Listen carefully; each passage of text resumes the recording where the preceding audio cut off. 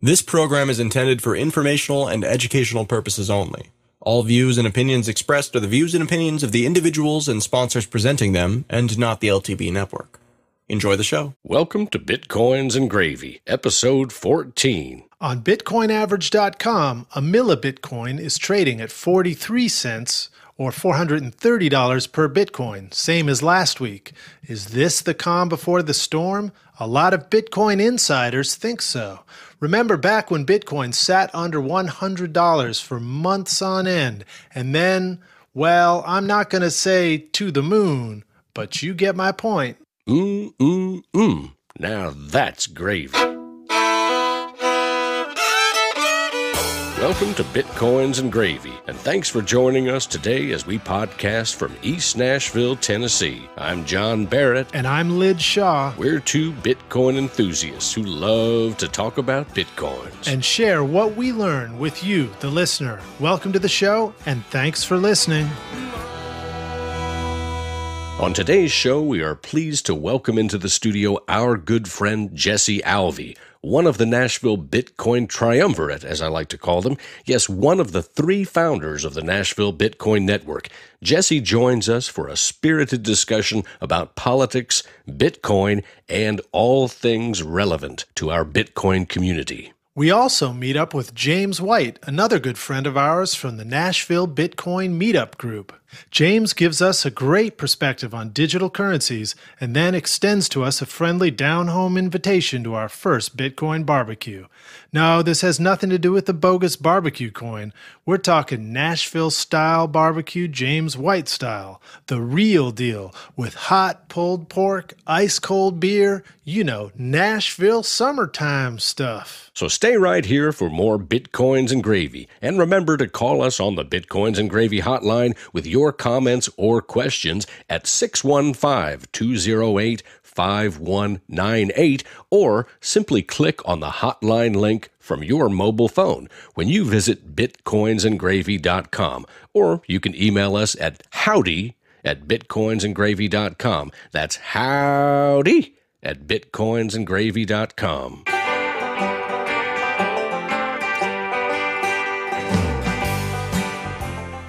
So, ladies and gentlemen, on today's show for Bitcoins and Gravy, we have a special guest in the studio with us. Jesse Alvey, one of the founding members of the Nashville Bitcoin Meetup, has agreed to come hang out with us on this beautiful spring Thursday evening. Jesse, welcome to the show. Hey guys, how's it going? Good. That's technically incorrect. Okay, all right. Correct us, please. I started the Nashville Bitcoin Network, and simultaneously, Luke Stokes and John Armis kind of got together and we're putting together the Meetup.com meetup group. Well, we work together to try to bring together a community of people who are interested in this technology and the currency. So I love the Nashville Bitcoin Network and the Meetup group, and it's small, but I think it's pretty solid at this point. Yeah, we definitely have some regulars, people across the gamut too. I think you were going to be interviewing James, who's a member.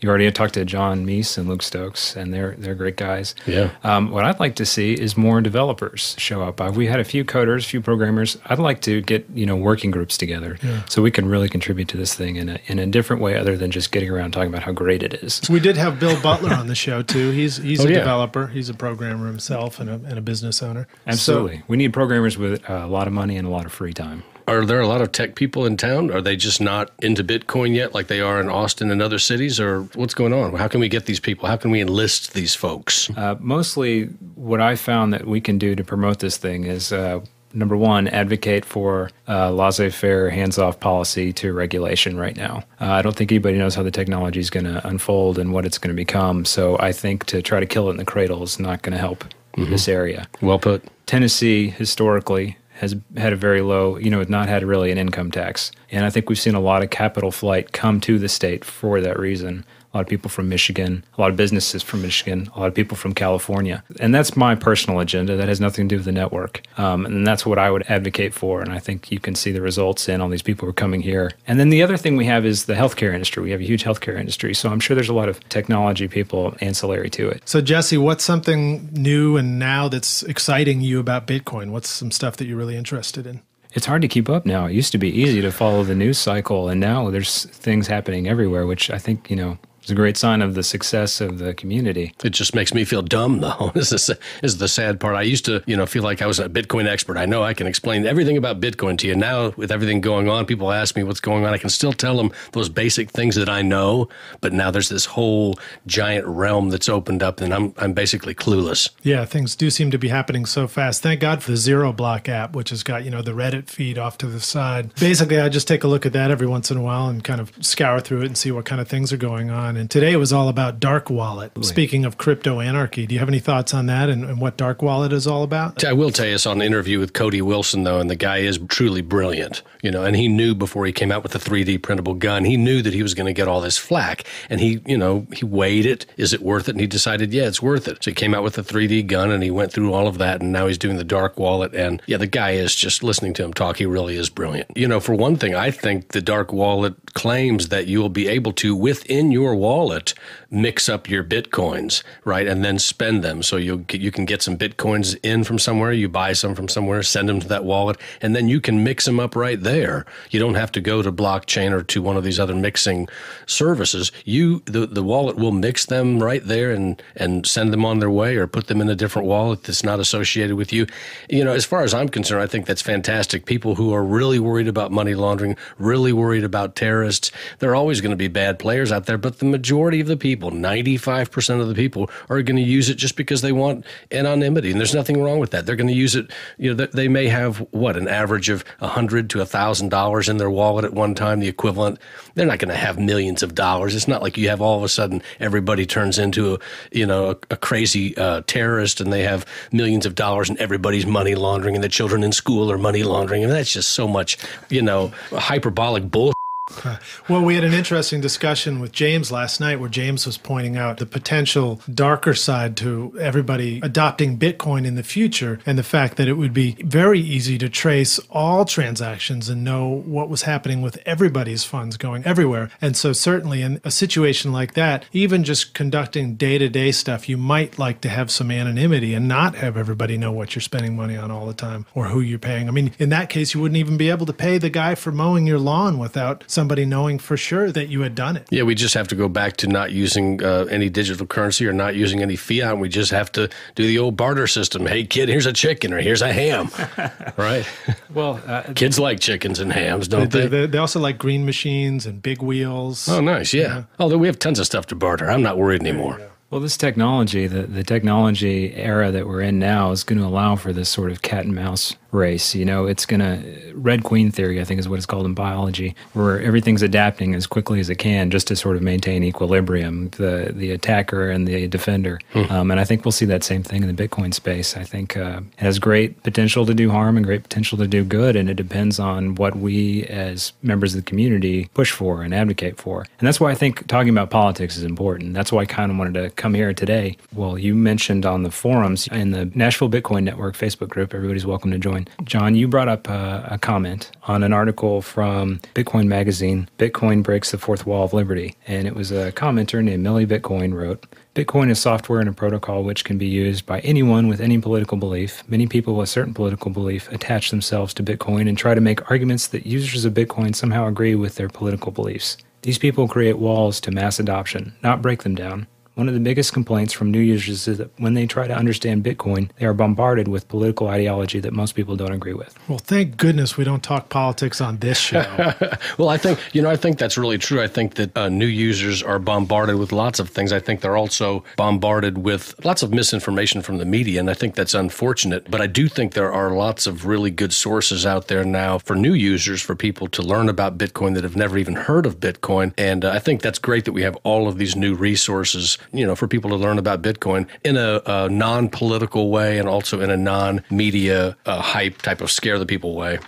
My comment, you want me to read my comment? Yes, please. Okay, so my response to Millie Bitcoin's comment there was as follows. Millie's comment was in response to this Bitcoin Magazine article. I certainly don't like the idea that walls are being put up by anyone when it comes to Bitcoin, but unfortunately, I agree with Millie.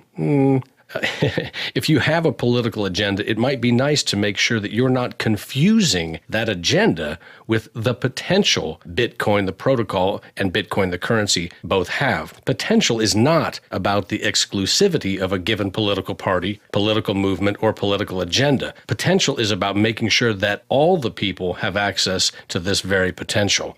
Of course, I would have to say, let's not let the Republicans in on it, though. I thought you guys would like that. And I don't really mean that because I've got some really good friends that are Republicans. So am I understanding correctly that this article was essentially saying that as people keep attaching ideologies to Bitcoin, it's creating barriers and walls to more people joining? No, that was actually, the article was about how Bitcoin gives libertarians a way to bring up these concepts of liberty.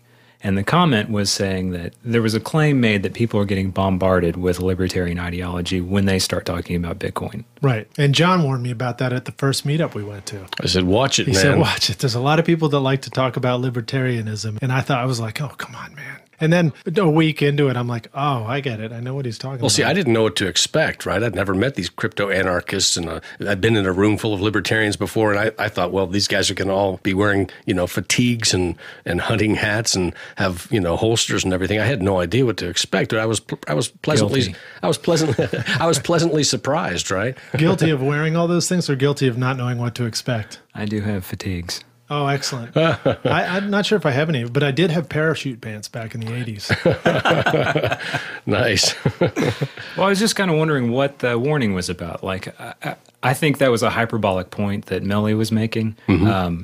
But I think that Bitcoin is a segue to talk about all these other things. And it shouldn't, every conversation around this should be respectful, obviously. Sure. You're not going to change anybody's mind by assaulting them or saying what you believe is stupid and inferior. Right.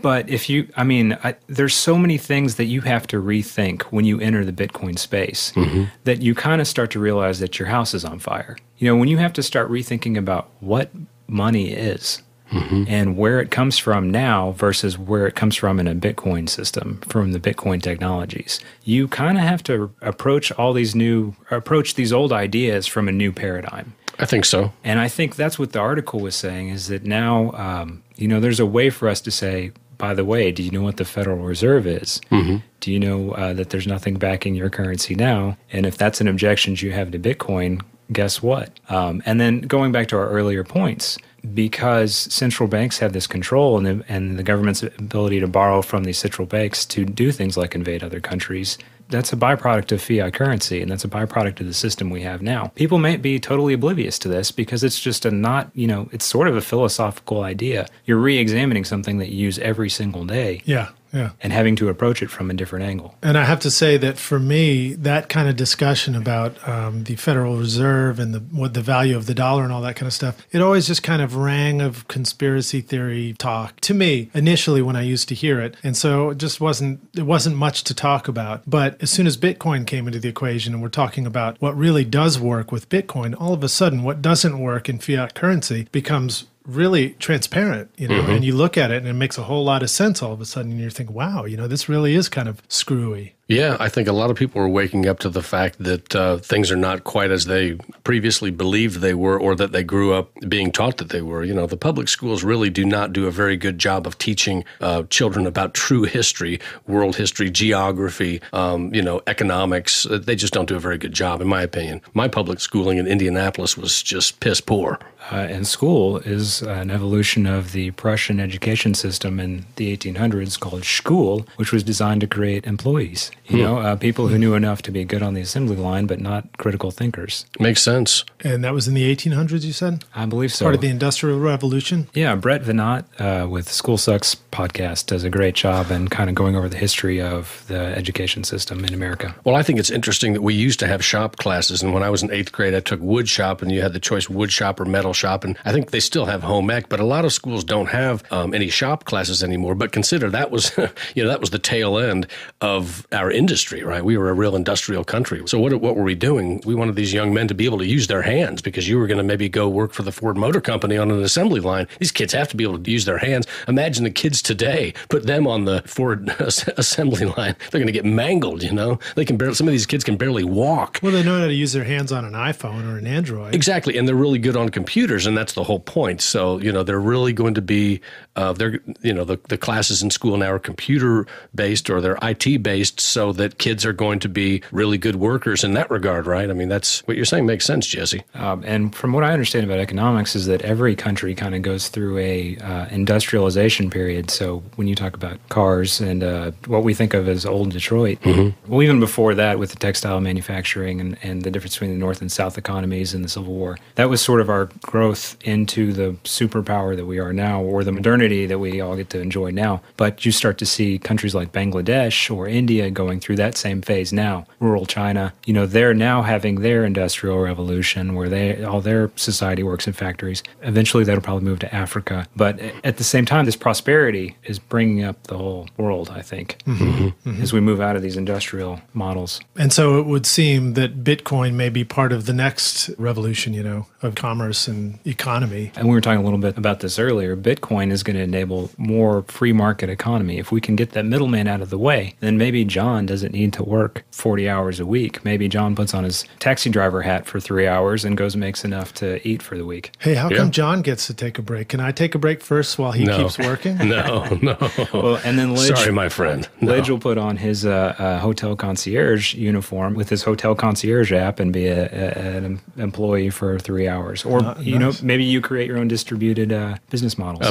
Bellboy. Or come down here to the studio and work on my Hotel California mixing desk instead of, mowing the lawn as much. Nice. Now, is that true that mixing board was used in the recording of Hotel California? That's right. The very console that we are using to record our podcast was used to create Hotel California in Miami in the 1970s. Dude, that is absolutely insane. That is so cool. It really is cool. Well, so that gives you an idea of how aged the equipment is in this recording studio. Oh, yeah, there's all kinds. There's old stuff and new stuff. Old stuff and new stuff. So actually, speaking of old stuff and new stuff, how does that apply to Bitcoin? Has Bitcoin got some elements of what is old as well as elements of what is new? I think scarcity, right? There's scarcity. Yeah. Until the people who are operating the current software democratically decide to implement the new software version, which could decrease the amount of scarcity in the system, that's a possibility. But well, the idea of currency itself is an old concept, that's for sure. Absolutely. And currency just facilitates trade where I don't have to find somebody to take my 2 goats for the chair I need. There's an intermediary that we can trade with. So Wait. You've got 2 goats? Yeah, I've got I've got a chair. I've got a chair. Then we don't even need currency. Nice. So I think we may have to wrap up now, guys. Any topics that we didn't get to cover that you'd like to talk about, Jesse? Yeah. So like I said, I think Millie was making a hyperbolic point, and I don't think anybody's really being assaulted with ideology, but I would like to read my response to John's post. Yes. Because I think this healthy discussion is important to have. Absolutely. Even if not because of Bitcoin, but because our house is on fire. Yes. So I wrote to John, there's an important point to make here. Bitcoin was born out of crypto-anarchism. In fact, there's a political commentary manually coded into the Genesis block. The earliest adopters were people who were interested in the potential of a free market electronic currency. And now, in order to make more people comfortable, by inviting the dysfunctional status quo with the free market, regulators are being invited to the table. With regulation comes regulatory enforcement, i.e. violence. So essentially, you have 2 naturally arising factions, free marketers and those who would invite the violent oligarchs and maintainers of the status quo into this environment. Should people act civilly? Yes, of course. Should we respect each other's opinions? Obviously. Should the discussion be avoided? No, absolutely not. Entering the Bitcoin ecosystem is to begin to rethink the comfortable paradigms we have so long inhabited. New questions are brought to the table. What really gives currency value? Is spontaneous order superior to lawful stagnation? Can open source peer-to-peer currency liberate people living in an authoritarian society? Political questions are literally encoded into Bitcoin's DNA, whether or not that fact makes people uncomfortable. And I close with the quote from the Genesis block. The Times, 03/Jan/2009. Chancellor on brink of second bailout for banks. Yeah, second bailout for banks. Well, that was some well-said rebutting. That was. Jesse, thank you for sharing that with us. That's some serious food for thought. Well, hey, Jesse, it was really great having you on the show, and I would like to ask if you would like to come back sometime because we would really love to have you back. Oh, it's been a great discussion. I think we had almost more fun off mic than we did when we got in here in the studio. Never. Don't tell our listeners that. Yeah. Well, yeah, thank you for being here, Jesse. And as usual, we always have a very sort of short 20-minute window to interview and so much more to say and so much more to talk about. So it would be wonderful to have you back on the show. Hey, how about let's bring Jesse back with Luke Stokes and John Armis, and we can have the full Trinity. Do you mind if I refer to you three as the Trinity? The triumvirate? Your choice. Triumvirate. How about sounds- the hat trick? Absolutely. You yeah. like triumvirate better? Yeah. Okay, cool. Great. Jesse, can you tell our listeners how they can find you and how they can follow you? Yeah, if you're in Nashville, join us at the Nashville Bitcoin Network Facebook group. And coming soon, encryptnashville.com. Nice. Encryptnashville.com. That's us. And what's that going to be? It's kind of projects off of Facebook. I don't like trusting everything to a third party. Yeah, I agree with that. Anytime I post anything on Facebook, and really I have only started using Facebook since the Bitcoin meetup started or the Bitcoin network started. But anything I post on there, I'm like some guy out in a van somewhere, some lonely guy out in the desert in some building. He's like forced to listen to this stuff. That's his job. And he's like, I'm so bored. And he's, whenever a keyword goes through, a flag goes up and he's got to read the thing. He's like, what is this? Anyway, so I feel sorry for those guys. I really do. I feel for those guys. You don't think that Facebook has all your dreams and best interest at heart?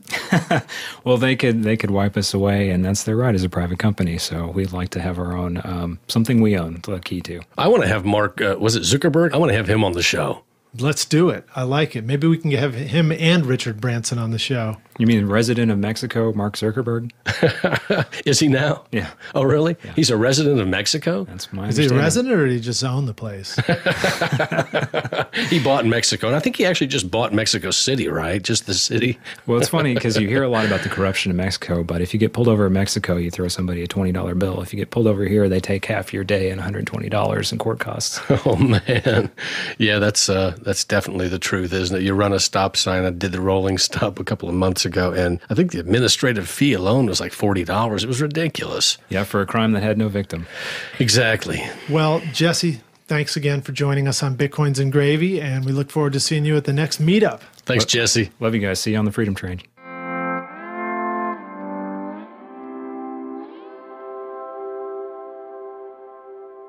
Coinstax was founded in 2013 to meet the demand for a quick shipping, precious metals dealer that accepts Bitcoin. Robert Michael Jr., the owner of Coinstax, makes it clear. We know that as long as central banks keep printing paper, smart investors will keep stacking coins, virtual and physical. Coinstax takes pride in only offering products that are in stock, so all orders ship out quickly. Coinstax will ship to homes, offices, banks, depositories, or UPS customer centers. All packages are shipped fully insured.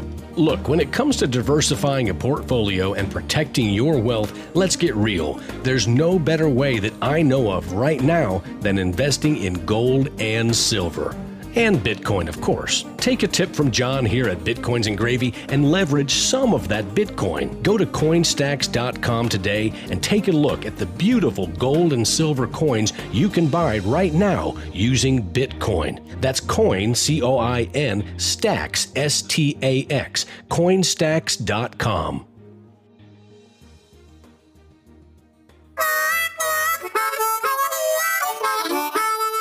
I'm John Barrett. And I'm Lid Shaw. We're two guys from East Nashville, Tennessee who love talking about Bitcoin. Join us for Bitcoins and Gravy right here on KCAA 1050 AM each Monday night at 5 p.m. as we talk with business owners around the country and around the world who are using Bitcoins right now to grow their businesses. We interview Bitcoin experts about cutting-edge developments, the future of Bitcoin the currency, and Bitcoin the shared network. We also talk with everyday folks who use Bitcoins instead of money for everyday purchases. And if you're still not sure about Bitcoins, we can help. Bitcoins and Gravy will get you up to speed with this new fast-paced technology, Bitcoin. We invite you, the listener, to call us on the Bitcoins and Gravy hotline at 615-208-5198 with your questions or comments about Bitcoin. And remember to tune in right here to KCAA 1050 AM every Monday night at 5 p.m. for Bitcoins and Gravy. Now that's gravy.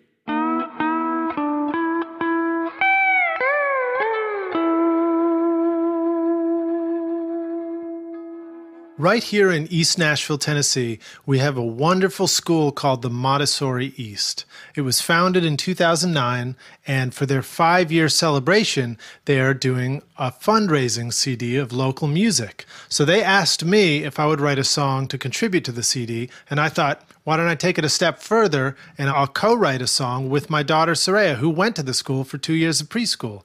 So we got together. She came up with a great chorus called Spring is an Amazing Thing, and we wrote this song together. I recorded it right here at the Toy Box with her older sister Cara singing background harmonies, turned it in, but then thought, hey, why don't we take it a step further and reach out to our listening audience and see if they might like to contribute Bitcoin as part of the fundraising process. So here's the song. If you enjoy it, please go to bitcoinsandgravy.com/Montessori East, MONTESSORI East. Here's our song, Spring is an Amazing Thing. Hope you enjoy it. I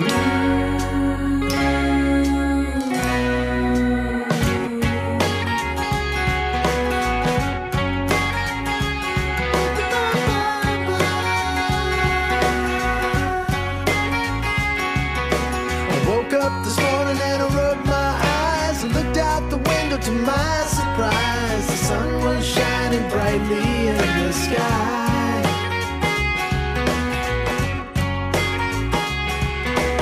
Birds were singing a song for me, and the blossoms in the cherry tree were blooming for the whole world to see. So I jumped out of bed with nothing to lose. I'm shaking off these winter blues, feeling like the world is evergreen. I'm gonna go outside, never look around, gonna let this sunshine come on down. Everything is beautiful and free, because spring is an amazing thing, with the birds and the bees and the flowers. You go outside and you play all day and you don't come in for hours.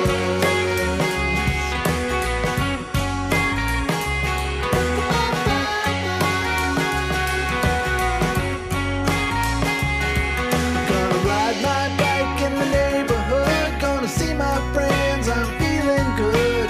Come on out, you know it's time to play. We can set up a stand and sell lemonade. Won't you take my hand? We've got it made. Everything is beautiful today. Well, spring is an amazing thing, with the birds and the bees and the flowers. You go outside and you play all day and you don't come in for hours. And there ain't no good reason to miss out on this season of love.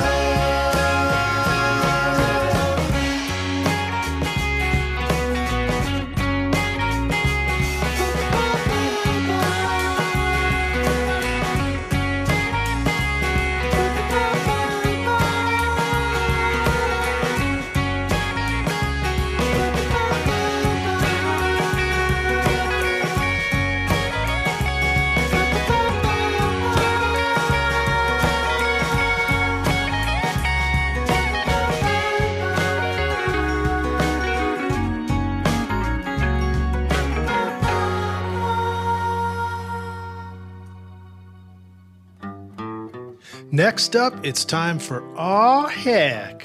Awesome hotline, emails, and comments, kids. The first one we have coming in through SoundCloud, and it comes to us today from Romanix, who says, excellent audio quality and nice music, !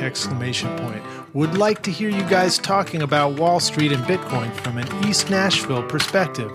Well, that's a great idea.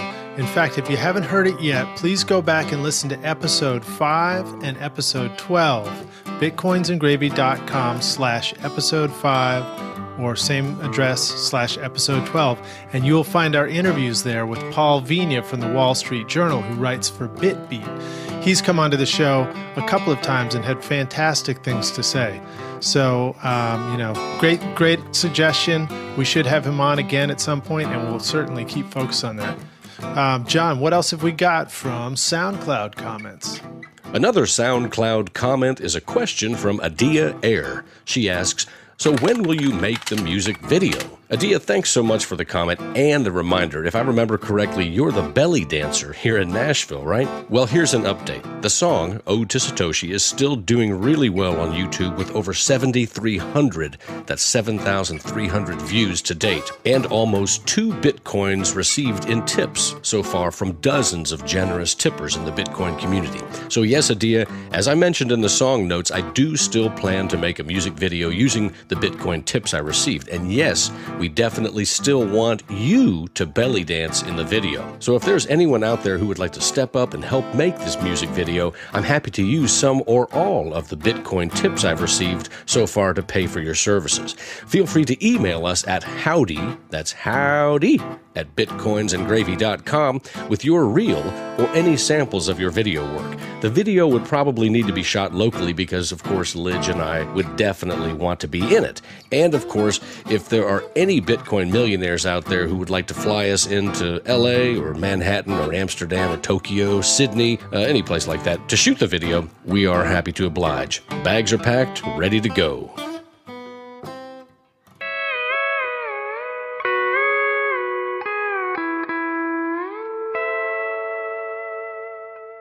So today on the show, Lidge and I are very pleased to welcome James White.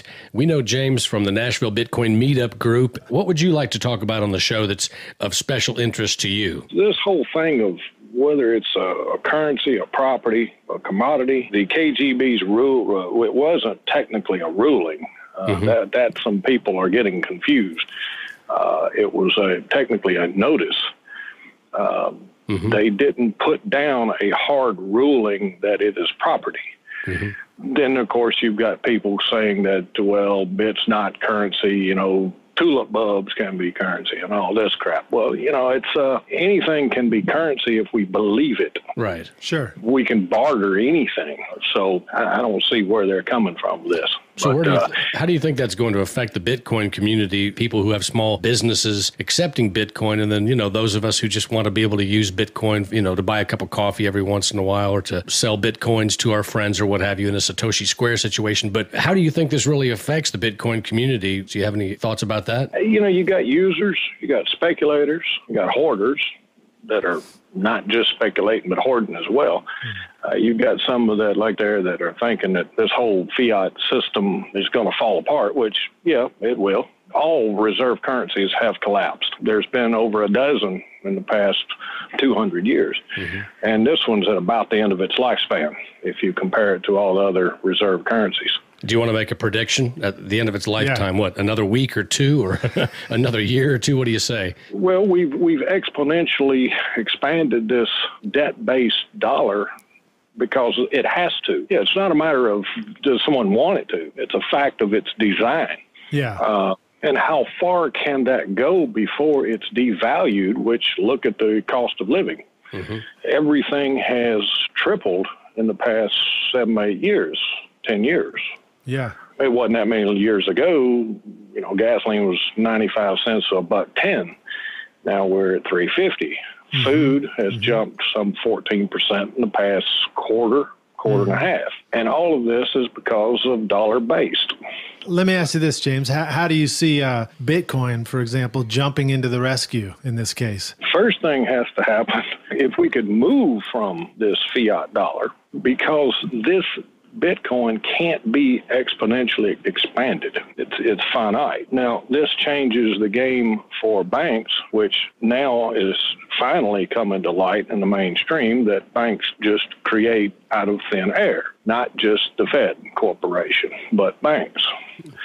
They have a 10% reserve. The rest, they could just trade commercial paper and it becomes money. Well, because this can't be expanded forever, you have to have 100% reserve. Now, if tomorrow morning banks woke up and said, well, we have to have 100% reserve, and actually IMF talked about this in 2012 favorably and said this is a good idea and it will work. Yeah, they tried to pass it in 1934, but it failed. But if we could go to this, tomorrow morning, banks would put signs out on the street corner talking about how much they're going to pay you for your deposit. Mm-hmm. See, right now, they don't have to pay you anything for your deposit because they can create money right there on the balance sheet by themselves. They don't need your money. Right. They can loan out $9 more to every dollar you bring them. It's a pretty messed up system. Exactly. So at 100% reserve, you would bring them $100 in Bitcoin, and that's all they could do. They can't just write down, well, we got 10 more Bitcoin over here we didn't tell you about out of thin air. They can't do that. James, how do you think that Bitcoin is going to move forward now as a commodity versus if the IRS had said Bitcoin is a currency? What do you see as the difference there? It's unfortunate they didn't just go at it as a currency. Certainly, I agree. I think most people in the Bitcoin community would agree with that. Okay, but for our listeners, maybe explain why it's unfortunate. Well, by ruling it a property, it changed the tax. Now it's like anything else. You can buy and sell. You report the difference, if you make a profit on it, which here lately, not many people making much profit. If you bought way back and you sell it today, then you would just have to show, as far as a capital gain. Mm-hmm. And you only have to do that if you realized the gain. Like some people this year thought, well, we've got to go ahead and report this as a gain. Well, no, not until you sell it. That's right. Yeah. I always thought, you don't even have to sell it. There's got to be some way where you can just say, "Hey, I lost the private key. I don't have the private key. I lost the private key in my new car." Yeah. So, hey, I've got 10,000 Bitcoins, but I lost the private key. You can't tax me on it because I don't have it. I don't know what I did with it. Right. I don't know what I did with it, but then I'll ask my new cleaning lady to have a second look around the new house for it. I think eventually this is going to change. I don't think this is going to stay hard fast. So here now, Bloomberg is going to start putting it up on their systems to show people the price, like all the other commodities. It's interesting that they have not said we're banning it. Of course, this country's not going to do that. No. The PBOC might do that, and they're not going to do it either because China doesn't want to be left out of the technical loop. That's right. They're not going to sit there and kick a technology to the curb and let anybody else pick it up. So that's not happening over there, and it's definitely not happening over here. Right. But I think they will eventually turn that around. So what do you think is going on in Washington? What do you think the conversation is that, of course, then trickled down, if you could look at it that way, to the IRS and they made the ruling? What's going on in Washington? What are they thinking about in the White House in Washington, D.C.? Regulating. Lots of regulating, especially, like New York. New York wants to issue bit licenses to businesses, which I think, they're regulating happy up there. Sure, if you can't print it, what else can you do but regulate it? There you go, yeah. Well, you regulate it, and then you tax it. Mm-hmm. So the next thing you do, of course, the tax is the fee for the license, which there will be a fee for any license you buy from any government. Mm-hmm. I pay licenses, fees for my licenses to Metro. So, that's what they'll do with that. They would like to figure out how to make money from this. So they're all trying to get their head around this and say, well, what do we do with this? And now you've got MasterCard up there lobbying. Well, they're getting a little bit nervous. Well, nobody's been taking them for so long. No. Oh, no. Well, the retailers are taking the beating over the card networks of, 3-4%. Well, that's why they want you to use your PIN number these days, so it goes over the ATM network and doesn't go over their card network when you use your debit card. Right, Mm-hmm. right. Well, now the retailers are saying, well, if we can use Bitcoin, then we don't have to pay these higher percentages, so we can just move that to the profit column like Overstock did. Now, it's very small percentages of sales they're doing, but it adds up. Yeah, absolutely. I mean, some of the retailers, certainly in this town, when you mention Bitcoin, they have no idea what you're talking about still. Or they may have heard of it, but they're just like, well, I get a lot of laughs. I get a lot of people laughing at me.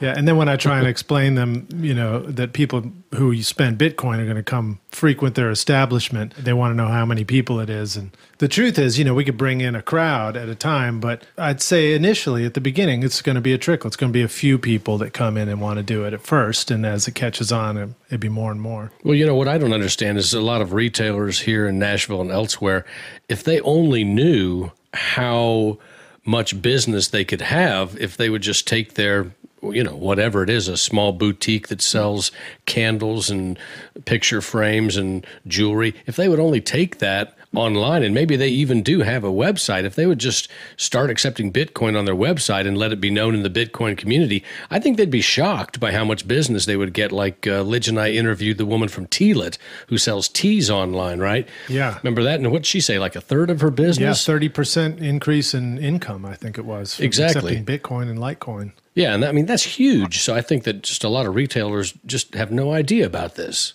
They don't. How do we get the word out to them, James? They're coming around. A lot of them just through media. Amazon, which has just recently said they don't have any interest in it at the moment, but they're going to keep their eyeballs on it. They're not just going to, forget about it, because Amazon's got to compete with the Tiger Directs and the Overstock. Right. Yeah, that's right. And Amazon's another one. They're not going to shovel a technology back there somewhere and just forget about it and let everybody pass them up. They didn't get to be the size they are being stupid. It's inevitable.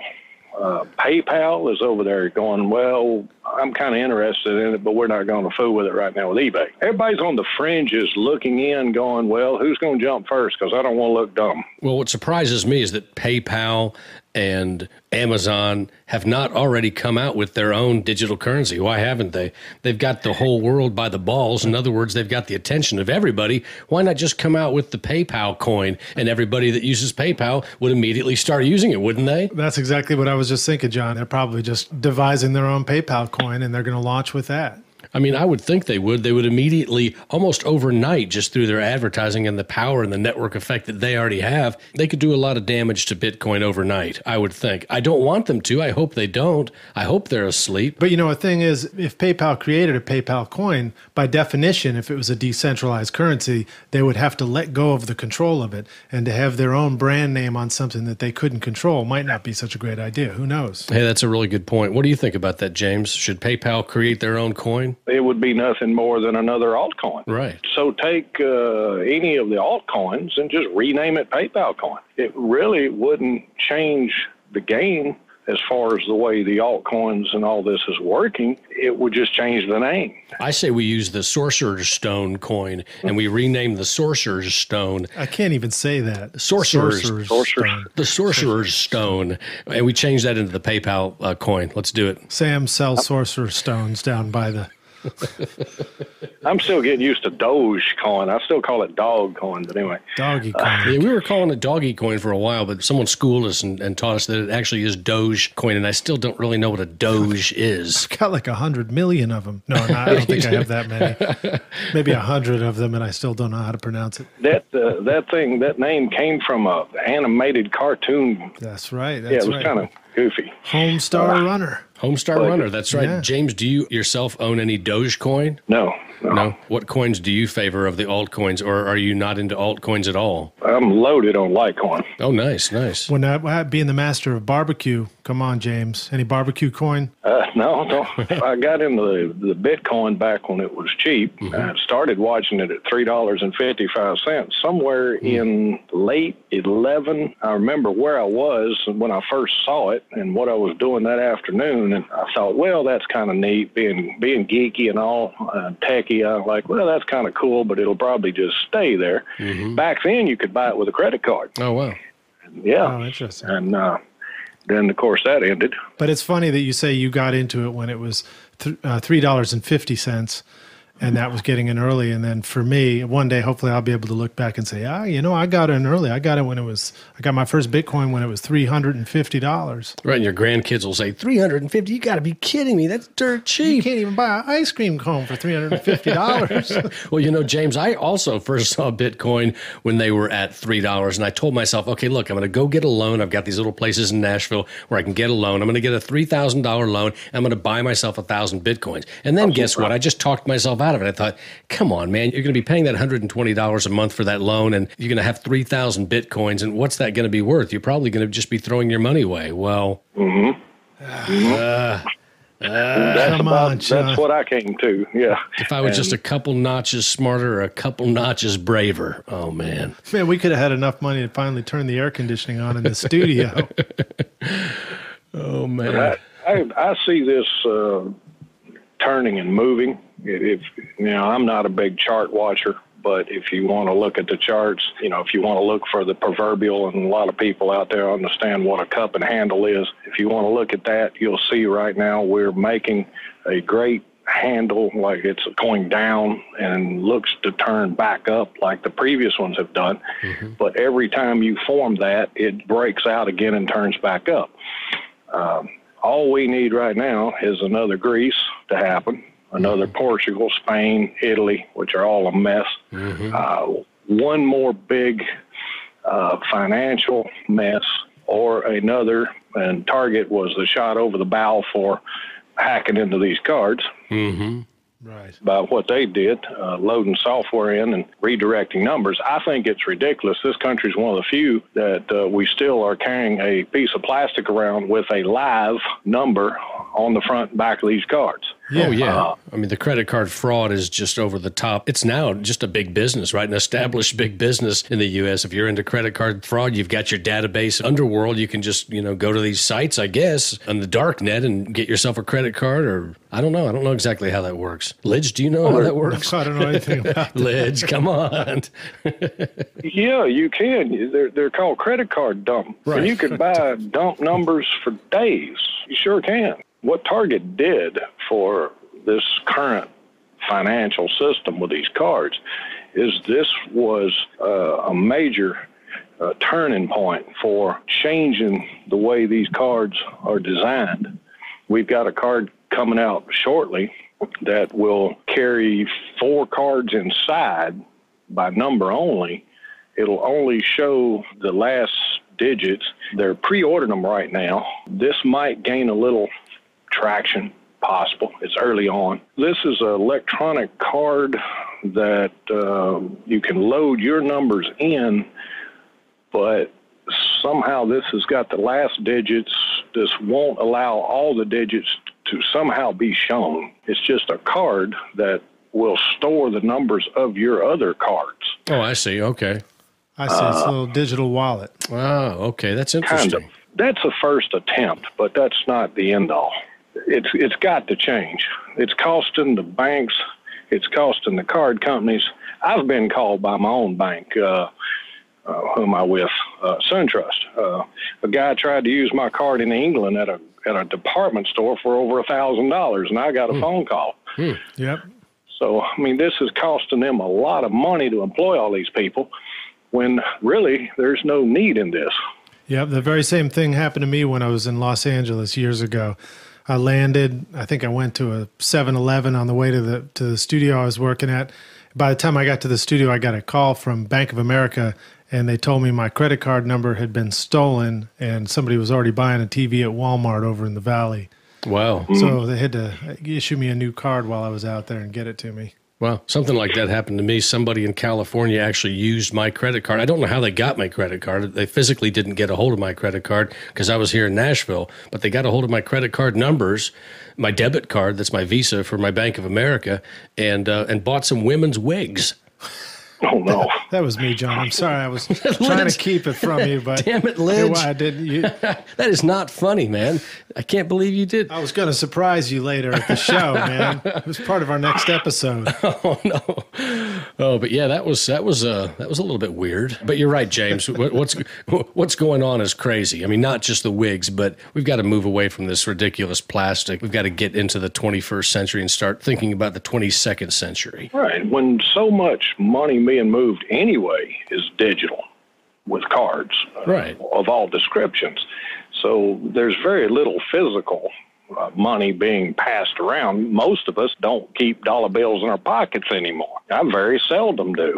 Hey, James, it was really great talking with you, and I hope that you will have time to interview with us again sometime down the road. And, of course, we'll see you at the Bitcoin meetups coming up. We'll be there next time around, yeah. All right, we're looking forward to it. Maybe next time we speak, we could do so at one of our favorite barbecue joints right here in Nashville. Yeah, we were going to have a meet-up over here at some point. Oh, over where? So, well, I was talking to a few of the guys and might have an informal. I know Jesse and a couple of them have done some informals, and we were talking about doing that. So, Oh, man, that would be great. Sounds great. Count us in. I'm there, man. What should we bring? Beer? Oh, I got plenty of that. We've always got beer. That's all right. Beer and barbecue. Beer and food. Hey, that sounds like fun, man. Cool. That's what we're going to do. All right, James. Now Well, that the weather's warming up. that sounds good. Now that weather's warming up, it's the time of the year. Beer and barbecue. Are you a home brewer at all? Yeah, brew a little beer. Have you made a Bitcoin brew yet? Because they both share one thing in common. They come in limited supply, and they'll soon be gone. Oh, nice, man. That's a good one. All right. Yeah, it is. It's limited down to a few gallons. That's right. Oh, wow. It gets more valuable as you get down to the last ones, too. All right, James. Hey, thanks so much for interviewing with us. It was great talking with you. Good talking with y'all. All right. Thank you, James. Cheers. See you. Bye. Thank you.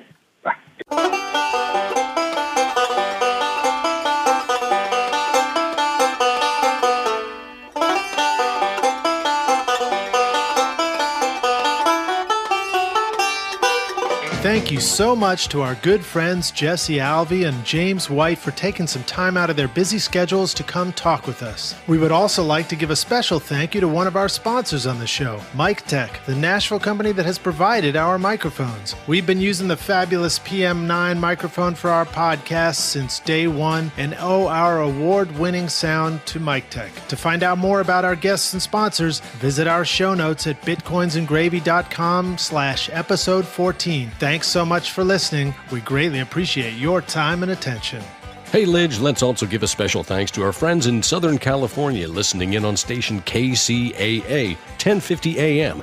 Tune in Mondays at 5 p.m. Pacific Time to hear new episodes of Bitcoins and Gravy. And make sure to catch more great shows from the Let's Talk Bitcoin Network airing all week right here on KCAA 1050 AM, or download all the podcasts from letstalkbitcoin.com or directly from iTunes. And remember the Bitcoins and Gravy hotline. Have you ever wanted to be a podcaster? Then call us at 615-208-5198 and leave us a message with your comments or questions. If you give us permission, we'll put you on the show. So call anytime, 615-208-5198. That's right, that's the Bitcoins and Gravy hotline.